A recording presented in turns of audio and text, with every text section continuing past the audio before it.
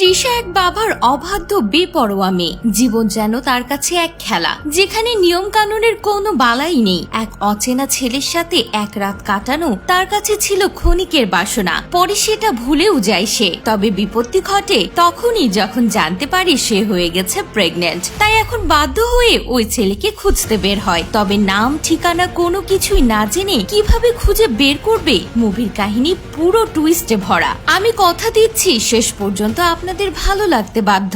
গল্পের শুরুতেই আমরা একটা এলোমেলো রুম দেখতে পাই। কিছুক্ষণ পরেই সেখানে বিশাল নামের একটা ছেলে আসে। রান্নাঘরে এসে সে দেখতে পায় সে যেটা রান্না বসিয়ে দিয়েছিল সেই রান্নাটা সম্পূর্ণ পুড়ে গেছে। তাই সে নিজের রুমমেটকে মানে ভুবানকে সে বকতে থাকে, কারণ বিশাল তাকে বলে গিয়েছিল যাতে সে রান্নার দিকে একটু লক্ষ্য রাখে। অন্য দৃশ্যে আমরা তৃষা নামের একটা মেয়েকে দেখি যে কিনা বাইরের দেশের একটা ইউনিভার্সিটিতে অ্যাডমিশনের জন্য ইন্টারভিউ দিচ্ছিল। কিন্তু তখনই তৃষার বাবা সাউন্ড বক্স নিয়ে সে তৃষার পিছনে ড্যান্স করতে শুরু করে। আর তৃষা তাকে থামাতে গেলে তার বাবা সেই ইন্টারভিউ নেয়া লোকটির কাছে ফেভার চায়।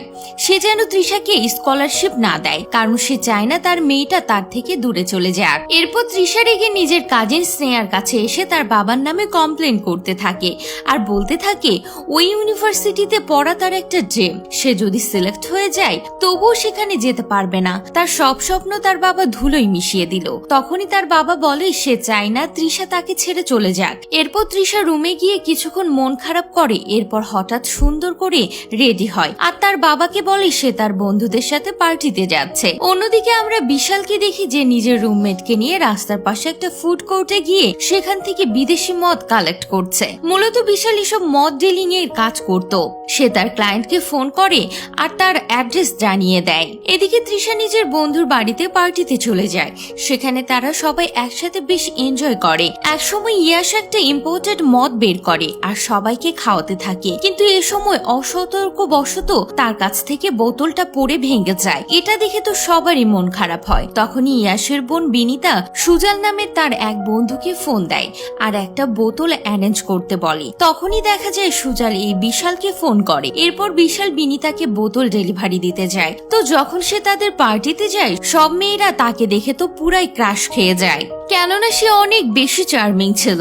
সব মেয়েরা তো ঘুরঘুর করে তাকেই দেখতে থাকে। তো এরপর বিশাল সেখান থেকে বিদায় নিয়ে চলে যেতে গিয়ে আবারও ফিরে আসে। সে বলে রাস্তায় পুলিশরা তাকে আটকাতে পারে, তাই যদি কারো প্রবলেম না থাকে তবে সে কিছুক্ষণ পরে এখান থেকে যাবে। মেয়েরা তো এই কথা শুনে খুবই খুশি হয়ে যায়। তারা তো চাইছিলই বিশাল এখানেই থাকুক। এরপর দেখা যায় তারা সবাই একসাথে অনেক এনজয় করে। তো বিশাল তৃষাকে ওয়াশরুমে যেতেও হেল্প করে। এরপরে দেখা যায় তারা দুজন বেশ কাছাকাছি চলে আসে।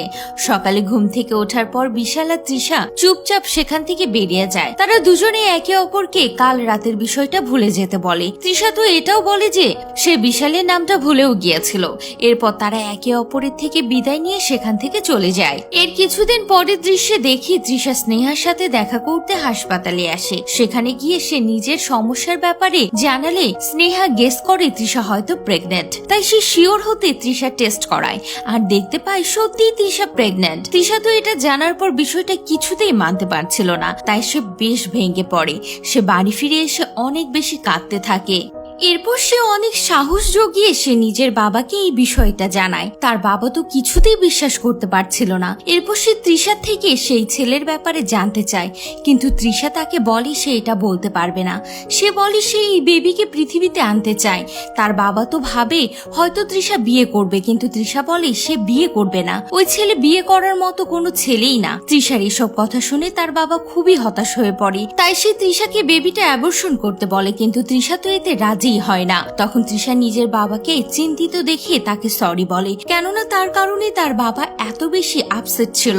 সে তার বাবাকে জিজ্ঞেস করে সে কি ওই ছেলেটাকে এই ব্যাপারে জানাবে কিনা। তখন তার বাবা বলে সে কি ছেলেটাকে অ্যাকসেপ্ট করতে চায়। তৃষা জানায় সে এমনটা চায় না, তবে তার মনে হচ্ছে যদি সে এ ব্যাপারে ছেলেটাকে না জানায় তবে হয়তো তার সাথে ইনজাস্টিস করা হবে। তো তার বাবা তৃষাকে বলে সে যেন এই ব্যাপারটা ছেলেটাকে জানিয়ে দেয়। তো পরদিন সকালে উঠে তৃষা বিনিতাকে ফোন করে বিশালের কন্ট্যাক্ট নাম্বার নেয়ার জন্য। বিনীতা তখন সুজালকে ফোন করে। সুজাল তখন বলে সে মদ খাওয়া ছেড়ে দিয়েছে এবং সবার নাম্বার ডিলিট করে দিয়েছে।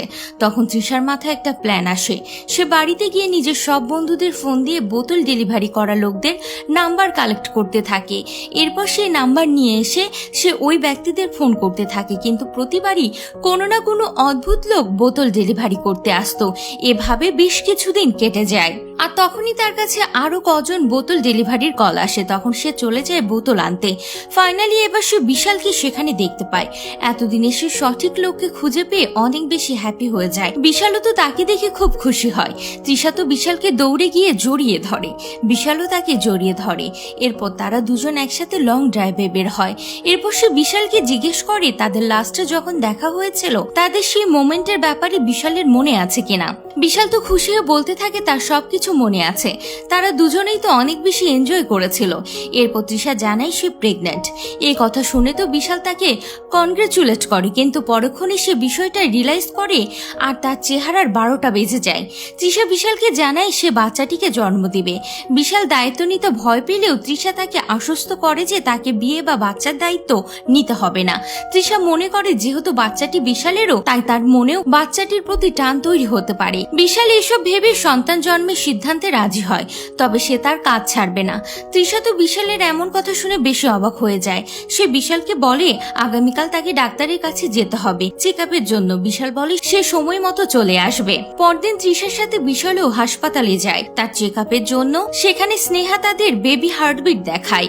বিশাল তো এটা দেখে খুব এক্সাইটেড হয়ে যায়। এরপর তৃষার পরে তার বাবা তাকে বলতে থাকে সে বিশালের সাথে দেখা করতে চায়। পরদিন তৃষা বিশালকে দেখা করার জন্য ডেকে পাঠায়। এরপর তৃষা বিশালকে নিয়ে নিজের বাড়িতে চলে যায়, কিন্তু তৃষার বাবা বিশালকে দেখে মোটেও পছন্দ করে না। তার বাবা তখন বিশালকে জিজ্ঞেস করে সে কি কাজ করে। তখন বিশাল জানিয়ে দেয় সে বোতল বিক্রির কাজ করে, অর্থাৎ মদ। তৃষার বাবা তো এটা শুনে পুরোপুরি শকড হয়ে যায়। তখন তৃষার বাবা তাকে জিজ্ঞেস করে তার বাড়ির সকলে কি তার এই ধান্দার ব্যাপারে জানে। তখন বিশাল জানায় তার পরিবারের কেউ নেই, সে একদম একা। তার বাবা মা আর ছোট বোন ভয়াবহ বন্যায় মারা গিয়েছিল, তখন সে নিজেও অনেক ছোট ছিল। এটা শুনে তার বাবা অনেক ইমোশনাল হয়ে যায়। এইসব কথাবার্তা বলার পর সে তাদের থেকে বিদায় নিয়ে সেখান থেকে চলে যাচ্ছিল। তখনই তৃষা গাড়ি নিয়ে তাকে এগিয়ে দিতে চায়, কিন্তু বিশাল তৃষাকে বাড়িতে থেকে রেস্ট করতে বলে। তৃষার প্রতি বিশালের যত্নশীলতা দেখে তার বাবা অবাক হন এবং তাকে বিশালকে বিয়ে করার কথা ভাবতে বলেন। তবে তাদের ভিন্ন যাত্রার কারণে তৃষা রাজি হয় না। তারপরও বাবা বিশালের নাম্বার চাইলে তৃষা তা না দেওয়ায় পরদিন বাবা নিজেই বিশালের খোঁজে বের হন। বিশালের বাসার করুণ অবস্থা দেখে তিনি হতবাক হয়ে যান এবং পরিষ্কার করার জন্য লোক ভাড়া করে আনেন। এরপর সে ধরে বেঁধে বিশালকে নিজের সাথে কোথাও একটা নিয়ে যেতে থাকে। এরপর সে বিশালকে বিভিন্ন জায়গায় নিয়ে গিয়ে বিজনেস আইডিয়া দিতে থাকে। মূলত সে বিশালকে রেডিমেড কোনো একটা বিজনেস দাঁড় করিয়ে দিতে চাইছিল, যাতে করে বিশাল নিজের বোতল ডেলিভারির কাজ ছেড়ে দেয়। সে একটা জায়গায় বিশালকে নিয়ে যাচ্ছিল। বিশাল তখন বিরক্ত হয়ে তৃষাকে ভয়েস মেসেজ পাঠিয়ে দেয় আর বলে তার বাবা পাগল হয়ে গেছে, সে যেন নিজের বাবার থেকে বিশালকে বাঁচিয়ে নেয়। তখনই তৃষা চলে আসে। তো এরপর দেখা যায় তারা একটা ক্যাফেতে গিয়ে বসে। বিশাল তৃষাকে সবকিছু বলতে থাকে। তখন তৃষার বাবা মুখ গোমরা করে এক জায়গায় গিয়ে বসে পড়ে। এরপর যখন তারা একসাথে বসে কথা বলতে থাকে তখন তৃষার বাবা বলতে থাকে সে তো শুধুমাত্র বিশালকে সেটেল করতে চাইছিল। তৃষা ও বিশালের অনাগত সন্তানের কথা ভেবে তাদের একসাথে থাকার গুরুত্ব বোঝানোর চেষ্টা করেন তৃষার বাবা। তিনি বলেন বাবা মা দুজনেই একটা সন্তানের সুষ্ঠু বেড়ে ওঠার জন্য অপরিহার্য। তৃষার বাবার কথা শুনে তারা দুজনেই বিষয়টি নিয়ে ভাবতে শুরু করে। অবশেষে বিশাল বলে সে তৃষাকে বিয়ে করতে রাজি, কিন্তু নিজের ব্যবসা ছাড়বে না। তার এইসব কথা শুনে তৃষা আর তার বাবা হাসতে থাকে। তারা সবাই বেশ হ্যাপি ছিল। এরপর তৃষার বাবা তৃষাকে বিশালের বাড়িতে রেখে যায়। বিশাল অনেক বেশি এক্সাইটেড হয়ে তৃষাকে পুরো বাড়ি ঘুরে দেখাতে শুরু করে। তৃষা তো তার এইসব কাণ্ড দেখে খুব হাসতে থাকে। এরপর তারা সেখানে অনেক সুন্দর সময় কাটায় আর বিশাল তৃষার অনেক খেয়াল রাখে। এরপর বিশাল তৃষাকে জিজ্ঞেস করে সে কি তাকে জড়িয়ে ধরতে পারবে। তৃষা হ্যাঁ জানালে বিশাল তাকে জড়িয়ে ধরে। এখানে আমরা বুঝতে পারি ধীরে ধীরে একে অপরকে ভালোবাসতে শুরু করেছে তারা। এই সময় বিশালের কাছে পুলিশ স্টেশন থেকে ফোন কল আসে। তাকে জানানো হয় অভিষেক দিগ্বিজয় ভুবনকে অ্যারেস্ট করেছে। বিশাল তখনই পুলিশ স্টেশনের উদ্দেশ্যে বেরিয়ে পড়ে। তৃষা তাকে জিজ্ঞেস করলে সে জানায় ভুবনকে পুলিশ ধরে নিয়েছে, তাই সে তাকে ছাড়িয়ে আনতে যাচ্ছে। তো পুলিশ স্টেশনে গিয়ে সে দেখতে পায় দিগ্বিজয় তো বাড়ি চলে গিয়েছে, সে কাল সকালে আসবে। বিশাল তখন সকাল পর্যন্ত ওখানে ওয়েট করে। বিশাল সারা রাত সেখানে বসে বিভিন্ন বিভিন্ন বিষয় ভাবতে থাকে। এদিকে তৃষা বিশালের জন্য অনেক বেশি চিন্তিত ছিল, তাই সে তার বাবাকে ফোন করে। এদিকে সকালে দিগজ্জয় পুলিশ স্টেশনে এসে ভুবনকে ছেড়ে দেয়। বিশাল বুঝতে পারে এর পেছনে কার হাত রয়েছে, তাই সে তৃষাকে খুঁজতে বের হয়, কিন্তু কোথাও না পেয়ে তৃষাদের বাড়ির উদ্দেশ্যে রওনা দেয়। সেখানে গিয়ে সে তৃষাকে খুঁজে পায়। সে তৃষাকে জিজ্ঞেস করে সে এখানে কি করছে আর তার ফোন কেন রিসিভ করেনি সে। তৃষা জানায় সে তো নিজের কিছু জিনিসপত্র নিতে এসেছিল। বিশাল এটা শোনার পর কিছুটা রিল্যাক্সড হয়। তৃষা তার রিয়াকশন দেখে হাসতে থাকে আর বলে সে বিশালের সাথেই থাকবে, কোথাও যাবে না। বিশাল তো এটা শুনে বেশ ইমোশনাল হয়ে যায়। এরপর সে তৃষার কাছে নিজের সব ফিলিংস শেয়ার করে আর সে তাকে বিয়ের জন্য প্রপোজ করে। সে এটাও বলে আর তাদের বেবির জন্য তার এই ব্যবসা বন্ধ করে দিবে, প্রয়োজনে সে যে কোনো কাজ করবে। তৃষাও তার প্রপোজালে রাজি হয়ে যায়। এরই মধ্যে তৃষার বাবা সেখানে চলে আসে। বিশাল তো তাকে জড়িয়ে ধরে কোলে নিয়ে ঘুরতে থাকে আর তার এইসব কাণ্ড দেখে তৃষার বাবার কথাই বন্ধ হয়ে যায় আর তৃষাও খুব হাসতে থাকে। এরপর তৃষাকে উঠিয়ে নিয়ে যখনই বিয়ে করতে যেতে থাকে আর এরই মধ্যে দিয়ে এই গল্পেরও হ্যাপি এন্ডিং শেষ হয়ে যায়। তো এতক্ষণ আপনারা দেখলেন 2024 সালে রিলিজ হওয়া তৃষা অন দ্য রক মুভির এক্সপ্লেনেশন। মুভিটি ডিরেক্ট করেছে কৃষ্ণদেব। মুভিটির IMDb রেটিং 5.8 আউট অফ 10। এই মুভিটি কমেডি ও রোমান্স ক্যাটাগরিতে তৈরি করা হয়েছে। তো আজকের এই ভিডিওটি নিয়ে আপনার মতামত অবশ্যই কমেন্ট করে জানাবেন। দেখা হবে পরবর্তীতে নতুন কোনো ভিডিও। তো সে পর্যন্ত সবাই ভালো থাকুন, সুস্থ থাকুন। ধন্যবাদ।